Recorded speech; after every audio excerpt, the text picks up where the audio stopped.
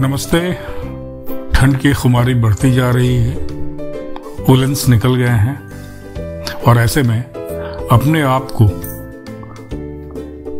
ठंड के प्रकोप से बचाना बहुत जरूरी है। उम्मीद है आपने मौसम के हिसाब से खुद को ढाल लिया होगा। आज का जो विषय मैंने लिया है वह मेंटल हेल्थ है। बहुत सारे हमारे शाखा प्रबंधकों ने, बहुत सारे हमारे मित्रों ने, बहुत सारे जो सहयोगी हैं, सहकर्मी हैं, उन्होंने कहा है कि स्ट्रेस की वजह से उन्हें मानसिक संताप बहुत हो रहा है। The mental stress that they are getting is also impacting them, their mental health as well. तो मैंने सोचा कि इस विषय पे कुछ अपनी बातें आपको बताऊं। सबसे पहले तो मैं आपको बताऊं कि जीवन जो है ना, वो मौसम की तरह है। हम हर मौसम का स्वागत करते हैं, चाहे वो वर्षा हो, चाहे वो जाड़ा हो, चाहे वो गर्मी हो, चाहे शरद हो, चाहे शिशिर हो, चाहे बसंत हो। हम हर मौसम में अपने आप को ढाल लेते हैं। बारिश का मौसम होता है तो छतरी निकाल लेते हैं, रेनकोट पहनना शुरू कर देते हैं। जाड़े का मौसम हो तो वूलेंस निकल आते हैं, रजाइयां निकल आती हैं। गर्मी का मौसम हो तो एयर कंडीशन ऑन कर देते हैं या पंखा झलने लगते हैं, कूलर चला लेते हैं या हवा में बैठ के छत पे कपड़े थोड़े से लूज करके आराम से हम चांदनी रात में लेट के आकाश को तकते रहते हैं। लेकिन हम जीते हैं, हम भागते नहीं। मेरा ये कहना है कि जैसे जीवन में आपको प्रकृति ने ये ऋतुएं बनाई हैं और हम हर ऋतु के हिसाब से खुद को ढाल लेते हैं, वैसे ही जीवन में हमारे हर तरह का सीजन आता है। अच्छा सीजन, बुरा सीजन, उतार चढ़ाव वाला सीजन, गुस्से वाला सीजन, प्यार वाला सीजन। हम खुद को उसके अनुरूप ढालते क्यों नहीं? मेरा आप सबों से आग्रह है कि कृपया अपने आप को सीजनल बनाइए और जिस तरह से हर सीजन में आप प्रिकॉशन लेते हैं ना, वैसे ही अपने मन को भी उन सीजन के अनुरूप प्रिकॉशन लेना सिखाइए। आपको कभी भी तकलीफ नहीं होगी।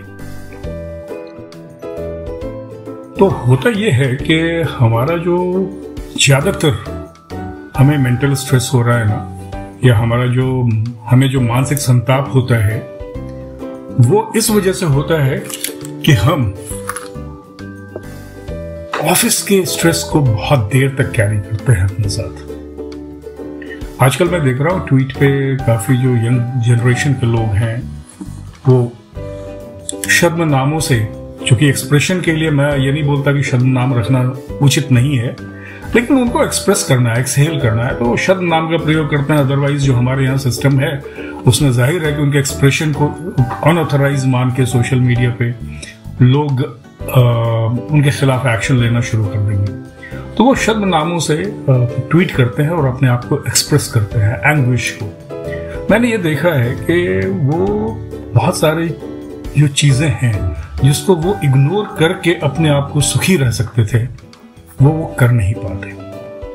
मेरा ये कहना है कि आपका वर्क लाइफ, मैंने कई बार कहा है कि वर्क लाइफ में वर्क को बैलेंस कर लीजिएगा प्रॉपरली, तो लाइफ भी बैलेंस हो जाएगा। और आपका जो वर्क लाइफ स्ट्रेस है वो आपको जो खाता है ना, वो खाएगा नहीं। आप ओवरवर्क्ड बोलते हैं। मैंने देखा है बहुत सारे बच्चे आजकल लिखते हैं अंडरपेड बैंकर्स। मैं ऑलवेज इस चीज को रिजेंट करता था और अभी भी उनको ये गाइड करना चाहूंगा। Why you disclose yourself as a underpaid or overpaid? Why you are not identifying yourself as efficient or inefficient? I know nobody will tag himself as not efficient or inefficient. हम सब अपने आप को intelligent बोलेंगे, हम सब अपने आप को एफिशिएंट बोलेंगे, तो फिर ये नेगेटिव वर्ड्स हम अपने साथ क्यों ऐड कर लेते हैं? Underpaid. Please don't use that. ये सारी चीजें जो है ना, ये हमारे भीतर हमें खाती रहती है। अब आप अपने आप को आइडेंटिफाई करोगे अंडरपेड, आप अपने आप को आइडेंटिफाई करोगे ओवरवर्क्ड, तो दूसरे जो है ना वो आपको कभी भी रिस्पेक्ट और इज्जत नहीं देंगे। जिस दिन आप अपने आप को efficient, best customer service provider, best person to help customers और सोसाइटी पीपल के रूप में आइडेंटिफाई करना शुरू करोगे ना, आपका आधा से ज्यादा लोग आपको रिस्पेक्ट जो आज नहीं दे रहे हैं देना शुरू करेंगे। और जिस दिन आपको रिस्पेक्ट मिलना शुरू करेगा, you will start valuing yourself. Those who are, I am sorry to say that, but those who are writing underpaid, overworked और दी नेगेटिव कॉनोटेशन के साथ, है ना, अपने आप को आइडेंटिफाई करते हैं, they are telling society that they are like that. Why we are projecting ourselves if we are not like that? So, first thing you must remember that you project yourself what you are, not what you want to express. है ना? आप express करना चाहते हैं कि हम तो underpaid हैं, but that is not your identity. Your identity is you are a good person, good human being. You want to help people. Identify yourself with that adjective. एक तो मैं आपको बताऊंगा कि सारे जो ब्रांच में काम करने वाले लोग हैं वो एक रिस्पॉन्सिबिलिटी अपने आप को जरूर दें, और वो रिस्पॉन्सिबिलिटी है कि never allow your work life to interfere in your personal life and never allow your personal life to interfere in your work life. जिस दिन आप इन दोनों में डिफरेंस करना शुरू कर दीजिएगा, पैदा हो जाएगा, मेरे ख्याल से आपका लाइफ थोड़ा स्मूथ हो जाएगा। अगर आपको लगता है कि अनरियलिस्टिक एक्सपेक्टेशंस आपके सुपीरियर अथॉरिटीज के हैं, discuss it as a branch head. If you are not discussing with your regional manager, और as a regional manager if you are not discussing with your deputy general managers, as a deputy general manager if you are not discussing with your general manager और CGMs, then who will discuss on your behalf? And what to fear and why to fear? I think open discussions और उनको ये बताना कि these targets are unreasonable target, और इसमें आप बताओ कि हम कहाँ तक इसको अचीव कर सकते हैं। मेरे ख्याल से जब आप डिस्कशन करोगे वो भी रियलाइज करेंगे, और अगर अनरीजनेबल है तो फिर उसका रिसेटलमेंट भी होता है। तो जो रियलिस्टिक एक्सपेक्टेशंस हैं अपने आप से भी और दूसरों से भी, उसको रिड्यूस करना है। अगर आपने अनरियलिस्टिक एक्सपेक्टेशन अपने आप से ज्यादा रखा ना, तो फिर वही चीज आपका दूसरों के लिए भी होगा, और वहां पे फ्रिक्शन क्रिएट होता है। Be realistic, have a realistic expectation from yourself. As a human being we all want to grow, और जब हम ग्रो करते हैं ना, तो हम रियलिस्टिक एक्सपेक्टेशंस को लेकर ग्रो करते हैं। अगर हम अनरियलिस्टिक रखेंगे तो मेंटली हम बीमार हो जाएंगे, और हमारा प्रेशर हमें डिवास्टेट करेगा। तो my point to request to all of you is have realistic expectation from yourself, have realistic expectation from your juniors as well, and discuss with your boss if you find any unrealistic expectations which have been there from you, and जाके उसको discuss कीजिए। Targets है उसको discuss कीजिए, discuss openly. Even if your demand has not been fulfilled, at least you will be happy that you have discussed. So be happy about that. Communications बहुत ज़रूरी है, मैंने कई बार बताया है, और जो प्रॉब्लम एरियाज हैं उसको डिस्कस करके उसका रिजोल्यूशन बहुत ज़रूरी होता है। मैं ये मानता हूँ कि किसी भी समस्या का समाधान उपलब्ध है। आप कैसे ढूंढते हैं, आप कब ढूंढते हैं, ये आप पर निर्भर करता है। मैंने पहले भी कहा हुआ है, जब आप एजिटेटेड हों तो समस्या का समाधान न ढूंढें, कुछ देर के लिए स्लो डाउन हो जाइए, रिलैक्स हो जाइए। जब आप शांत हो जाएंगे आपको अपने आप उस समस्या का समाधान मिलेगा। लॉन्ग आवर्स स्पेंड करते हैं, और मैं ये मान के चलता हूं कि अनप्रोडक्टिव होता है लॉन्ग आवर्स। मैंने पहले भी कहा है कि आपकी जो कैपेबिलिटी है और कैपेसिटी है वो एक सर्टेन पीरियड तक आपको एफिशिएंसी देती है। उसके बियॉन्ड अगर आप जाते हैं तो एफिशिएंसी घट जाती है। आप किसी भी ऑटोमोबाइल इंडस्ट्री में चले जाएं, आप पूछिएगा कि what is the mileage of this car, they will tell you at this speed this is the mileage. 50 to 60 में 60 के स्पीड में बेस्ट माइलेज मिलता है। आप यहाँ 60 को एक्सीड करना शुरू करते हैं 80, 120 उड़ना तो हमें बहुत अच्छा लगता है अच्छी सड़कों पे, लेकिन आपका माइलेज रिड्यूस हो जाता है। सो आपकी एफिशिएंसी रिड्यूस हो जाती है, एक्सीडेंट के चांसेस ज्यादा बढ़ जाते हैं। Same thing is in life also. So अपने एफिशिएंसी को ऑप्टिमम लेवल पे आप लेके चलिए। अनप्रोडक्टिव चीजों में एंगेज मत होइए, प्रोडक्टिव रहिए। जब आप प्रोडक्टिव रहिएगा, प्रोडक्टिव चीजों में अपना टाइम इन्वेस्ट कीजिएगा, मेरे ख्याल से आपका सारा काम समय पर संपन्न हो जाएगा। ये तो बातें हैं जो हम एम्प्लॉइज के लिए बताते हैं जो लोग काम करते हैं। अब कंट्रोलर्स जो होते हैं या जो सुपरवाइजर्स होते हैं, जो सीनियर मैनेजर्स होते हैं, उनकी भी रिस्पॉन्सिबिलिटी बनती है अपने एम्प्लॉइज को के मेंटल हेल्थ को केयर करने की। पहला तो मेरा रिक्वेस्ट सारे सुपरवाइजर्स से है जो बेसिकली मैं उन्हें फैसिलिटेटर बोलता हूँ। Since your role is to facilitate smooth growth, smooth functioning and smooth development of your juniors, please don't create hurdles, don't create hindrances, don't misbehave with them. जिस दिन आपका बिहेवियर अच्छा हो जाएगा ना, उस दिन आधा से ज्यादा प्रॉब्लम आपके एम्प्लॉइज का खत्म हो जाता है।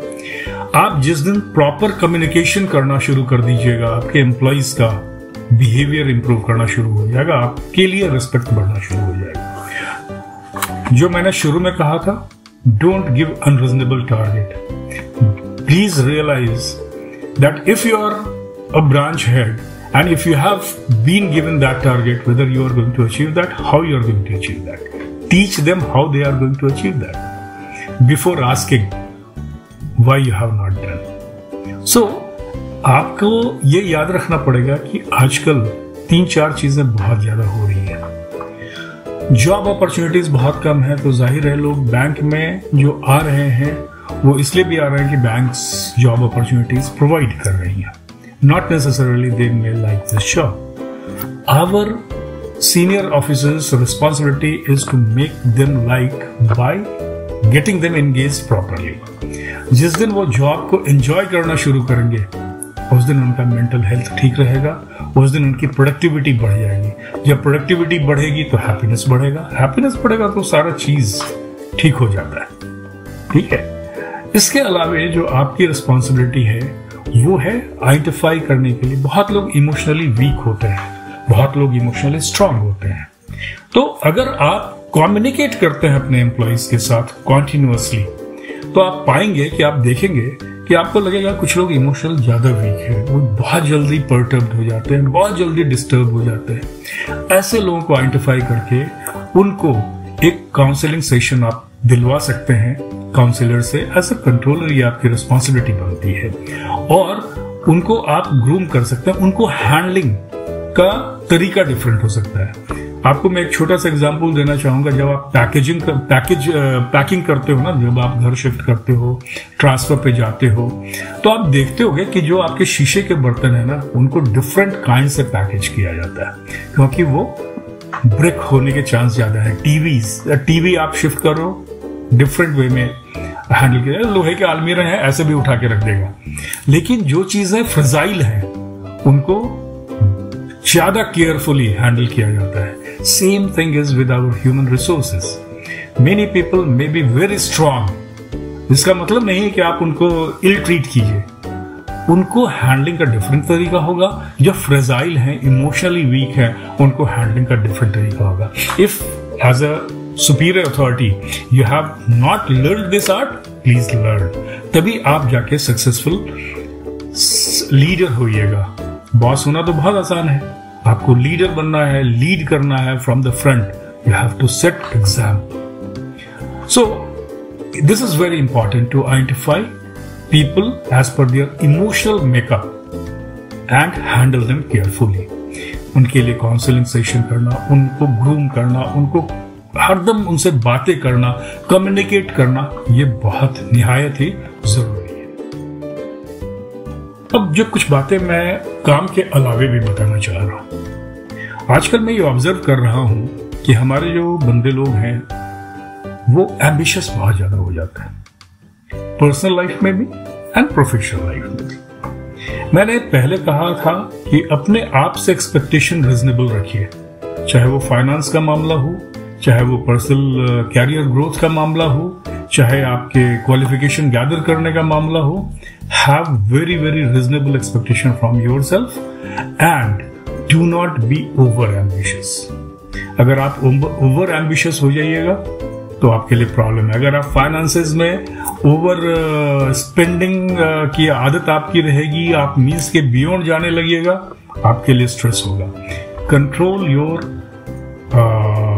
Expenses as per your means. Be saving oriented. Realise your कि आपकी चादर कितनी बड़ी है। कहते हैं ना कि जितनी लंबी चादर हो पांव उतना ही फैलाना चाहिए। So adjust as per your means. I am sure अगर आप इन आदतों को, इन डिसिप्लिन को, चाहे वो फाइनेंस का डिसिप्लिन हो, पर्सनल लाइफ का डिसिप्लिन हो, आप अपने लाइफ में लाइएगा तो आपकी सारी चीजें ठीक होनी शुरू हो जाएगी। अब आपको एक और बात बताऊं, ग्रजेस हम बहुत रखते हैं, है ना, हेट्रेड हम बहुत रखते हैं। हम कभी भी उस आदमी को ज्यादा भाव नहीं देते जो हमें सपोर्ट करता है या हमारा साथ देता है। हम हर उस आदमी को सपोर्ट करते हैं या उसके बारे में सपोर्ट नहीं करते, सोचते हैं उसके बारे में जो हमें तकलीफ देता है, जो हमें सताता है एक तरह से, या जो जिससे हम नफरत करते हैं, क्योंकि वो हमारा माइंड ऑक्यूपाई करता है। पहला तो चीज मुझे समझ में नहीं आती कि नफरत और ये चीजें आती क्यों है लाइफ में। Everyone has a weakness, human हैं सारे लोग। तो जो अच्छे हमें लगते हैं उनके साथ हम रहें, जो अच्छे नहीं लगते उनको इग्नोर करें, उनको ध्यान ही ना दें। तो ये अच्छा और बुरा लगने की बात नहीं है, ये अच्छा और कम अच्छा लगने की बात है। ज्यादा अच्छा और कम अच्छा लगने की बात है। जो ज्यादा अच्छा लगता है उसका साथ हम रहेंगे, जो कम अच्छा लगता है उसके साथ हम नहीं रहें। तो आप जब इन चीजों को अपने लाइफ में इंप्लीमेंट करना शुरू कीजिएगा, उन सारी चीजों पे जो आपको तकलीफ देती हैं ध्यान देना बंद करिएगा, कम कीजिएगा, आपका जीवन सुखमय होगा। आज सुबह ही मैं अपनी पत्नी से बात कर रहा था, तो बातों के क्रम में मैंने ऐसे ही उसको कहा कि जानते हो लाइफ में कारण दो तरह के होते हैं, एक सुख का कारण और एक दुख का कारण। सुख के कारण पर हम ध्यान नहीं देते, उसको सोचते नहीं, उसको हम बढ़ाने की कोशिश नहीं करते। हम दुख के कारण पर ज्यादा ध्यान देते हैं और उसी को हम मथते हैं। हमारा दिमाग जो है ना, उसी का मक्खन निकालना शुरू करता है सोच सोच के। दुख के कारण को सोचना बंद कीजिए, सुख के कारण को सोचिए कि किस वजह से आपको खुशी मिलती है, किस वजह से, कौन लोग हैं जो आपको खुश देते हैं, कौन सी एक्टिविटीज है जो आपको खुश रखने के लिए बोलती है। वो सारी एक्टिविटी आप जरूर कीजिए। आपको अभी एक स्टोरी सुनाता हूं मैं, है ना, एक टीचर ने एक्सपेरिमेंट किया था, उसी से रिलेटेड है। आप जरा उसको ध्यान दीजिएगा और फिर मैं उसको इलैबोरेट करूंगा। एक शिक्षिका ने एक एक्सपेरिमेंट किया था। कुछ बच्चों में बहुत ही ज्यादा इनोसेंस होता है, तो वो अपनी सारी बातें बता जाते हैं। तो शिक्षिका से अपनी बातें शेयर करते थे and they used to tell कि they hate someone, they love someone, but hatred जिसके होते था उसका जिक्र वो बहुत ज्यादा करते थे। तो शिक्षिका ने कहा कि ओके ठीक है, सुन लिया उन्होंने, लेकिन उसका सॉल्यूशन ढूंढने का और बच्चों को कैसे समझाया जाए उन्होंने एक तरीका निकाला। तो उन्होंने एक दिन बच्चों से कहा, सारे स्कूल के बच्चों से, कि कल तुम लोग प्लास्टिक में टोमेटोज भर के लाना, प्लास्टिक बैग में। तो बच्चे लेके आए। क्लास में शिक्षिका ने कहा कि चलो हर टमाटो पे तुम उस आदमी का नाम लिखो जिसको तुम हेट करते हो और पेस्ट कर दो पेपर पे लिख के। बच्चों ने वैसा ही किया। और शी सेड कि जितने में आपने लिखा है जिन लोगों का नाम, उन टमाटो को you carry with yourself wherever you go. You should not drop that. एक दिन हुआ, 2 दिन हुआ, तीसरे दिन बच्चे बहुत बिलखते हुए आए और उन्होंने कहा कि मैम स्मेल्स बैडली, रॉटन हो गया है, इसकी गंध बहुत खराब है। उसने कहा तो बच्चों ने कहा इसे कैरी करना मुश्किल है। तो शिक्षिका ने कहा बैठ जाओ सारे लोग, रख दो अलग। सारे बैग को अलग रखवा दिया गया और बच्चों से शिक्षिका ने पूछा कैसा लग रहा है। बच्चे ने कहा कि अब गंध कम है। उसे गंध क्यों था? बच्चों ने कहा कि रॉटन चीज हम कैरी कर रहे थे। तो शिक्षिका ने कहा हेट और नफरत इसी तरह होता है, ये रॉटन है, रॉटन चीज है। आप जितना अपने दिल में इसको कैरी करोगे ना, उतना ही आप बुरे बने रहोगे, आपको बुरा लगेगा। आप उसको मन से हटा दो, दूर भगा दो, आपको अच्छा लगेगा, यू विल फील गुड। हमारे लाइफ में जो अच्छे एक्सपीरियंस होते हैं ना, हम उसको कैरी ज्यादा दिन नहीं करते, लेकिन जो बुरे एक्सपीरियंस होते हैं ना, we carry that experience too long, too far. My request to you all is to not to carry these bad experiences coming from any bad people or anybody whom you do not like. Don't think of them. Don't allow them to occupy your mind. You know, we always say कि जो लोग हमें अच्छे लगते हैं वो हमारे दिल में रहते हैं, और जो बुरे लगते हैं वो दिल में नहीं रहते। लेकिन हम भूल जाते हैं कि जो हमें अच्छे लगते हैं वो हमारे दिल में तो रहते हैं, लेकिन हमारा दिमाग, हर बुरे आदमी को अपने दिमाग में हम रखते हैं, और वो हमारे दिमाग में रहता है तो हम उसी के बारे में ज्यादा सोचते हैं। जो दिल में रहता है उसके बारे में ज्यादा नहीं सोचते। मेरा ये कहना है कि जो दिल में रहना, रखने लायक हो, उसे ही दिमाग में भी रखिए। जो बातें आपके दिल में रहती हैं ना, अच्छी बातें, जो सोच के आपको अच्छा लगता है, उसे ही दिमाग में रखिए, उसी को और ज्यादा बढ़ाइए। कुछ दिनों पहले मैं एक वीडियो देख रहा था, किसी ने फॉरवर्ड किया होगा, तो उसमें एक बहुत अच्छी बात मुझे लगी। उसमें उन्होंने कहा कि आजकल लोग जिम ज्यादा जाते हैं, आजकल के यंगस्टर्स खेलते नहीं, स्पोर्ट्स में एक्टिवली पार्टिसिपेट नहीं करते। हमारे यहाँ दो तरह के गेम होते हैं, आपको पता ही है, इंडोर और आउटडोर। आउटडोर में फुटबॉल, हॉकी, क्रिकेट, यही हम लोग खेला करते थे। कबड्डी, बैडमिंटन, टेनिस, बहुत तरह के खेल हुआ करते थे। आजकल हम लोग टीवी पे वो ज्यादा देखते हैं। इंडोर में कैरम होता था, चेस होता था, टेबल टेनिस होता था, ठीक है। आजकल बैडमिंटन भी इंडोर हो गया है बहुत जगह पे। कुछ लोग खेलते हैं, लेकिन बहुत लोग वो भी नहीं खेलते। फिजिकली फिट रहने के लिए वो जिम जाते हैं। तो उस वीडियो में जो सज्जन बता रहे थे, मैं नाम उनका मुझे याद नहीं है, लेकिन जो भी थे, मैं उन्हीं से मैं सीखा हूं, तो मैं आपको वो बता रहा हूं, शेयर कर रहा हूं। उन्होंने एक बहुत अच्छी बात कही।